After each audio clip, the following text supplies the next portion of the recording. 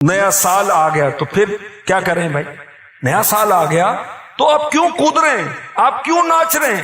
آپ کیوں فائرنگ کر رہے ہیں؟ آپ کیوں شرابیں پی رہے ہیں؟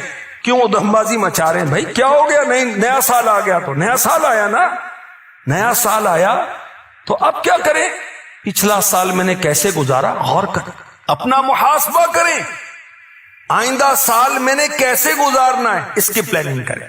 پچھلا سال کیسے گزارا؟ کتنے دن ایسے گزرے جس میں میری نمازیں قضا ہوئیں؟ اے بندے غور تو کر، رب کی بارگاہ میں پلٹ کے جانا ہے۔ پچھلے سال جو رمضان آیا روزے پورے رکھے تھے؟ اگر زکوٰۃ مجھ پر فرض تھی کیا زکوٰۃ پوری دی؟ پچھلے سال میں نے کتنے نیک کام کیے؟ اے بندہ خدا اس کا حساب تو لگا۔ تو ناچ رہا ہے، تو کود رہا ہے، تو فائرنگ کر رہا ہے، تو پٹاخے اڑا رہا ہے، تو رقص کر رہا ہے، تو گانے گا رہا ہے، نیا سال آ گیا، نیا سال آ گیا، پھر پچھلے سال کیا کارنامے کیے اس پر غور کر۔ تجھے رب کی بارگاہ میں پلٹ کر جانا ہے اور آئندہ سال تجھے کیا کرنا ہے اگر آئندہ سال ملا، کیونکہ نیو ایئر نائٹ پر بہت سارے فائرنگ سے ہلاک ہو جاتے ہیں، وہ خود ہی اپنے آپ کو مار لیتے ہیں یا کسی عزیز کو فائر لگ جاتا ہے۔ بہت سارے شرابیں پی پی کے ایسے بے ہوش ہوتے ہیں کہ اسی حالت میں موت کا شکار ہو جاتے ہیں۔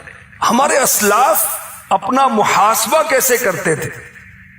ایک جھلک آپ کو پیش کرتا ہوں۔ خوف خدا مکتبۃ المدینہ کی ایک کتاب ہے، اس میں لکھا ہے، ایک بزرگ ان کا نام تھا زید بن سمت رحمۃ اللہ تعالی علیہ، ایک دن اپنے رفقا سے، اپنے دوستوں سے کہنے لگے، آج میں نے اپنی عمر کا حساب لگایا، میری عمر 60 سال ہو گئی، میں 60 ایئرز کا ہو گیا، میں نے دن بنائے 21,600 دن بنتے ہیں۔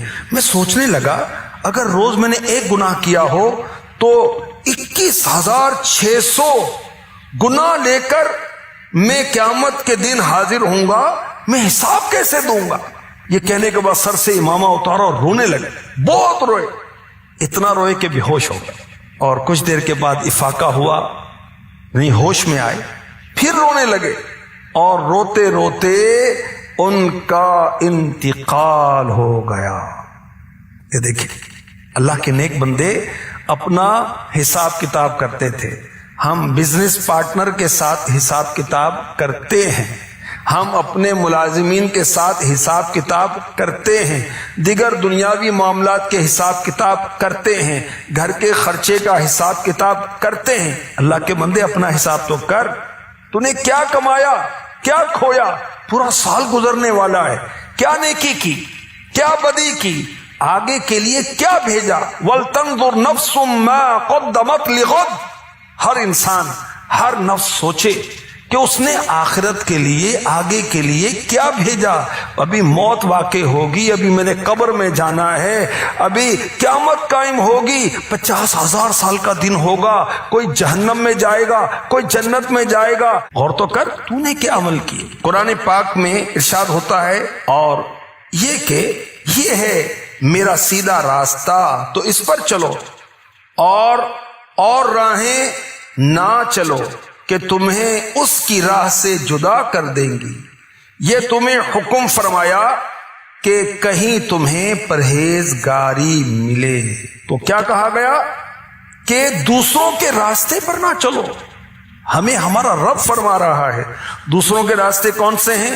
جو چیز اسلام کے خلاف ہے وہ دوسرا راستہ ہے، جو یہودیت والا انداز ہے وہ دوسرا راستہ ہے، جو عیسائیت والا انداز ہے وہ دوسرا راستہ ہے، کسی کافر کا انداز ہے وہ دوسرا راستہ ہے۔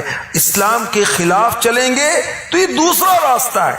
ہم نے سیدھا راستہ چلنا ہے، سیدھا راستہ جو میرے آقا علیہ الصلوۃ والسلام کی طرف لے کے جاتا ہے، ان سے ان کے رب کی طرف لے کر جاتا ہے، جنت کی طرف لے کے جاتا ہے، امن کی طرف لے کر جاتا ہے۔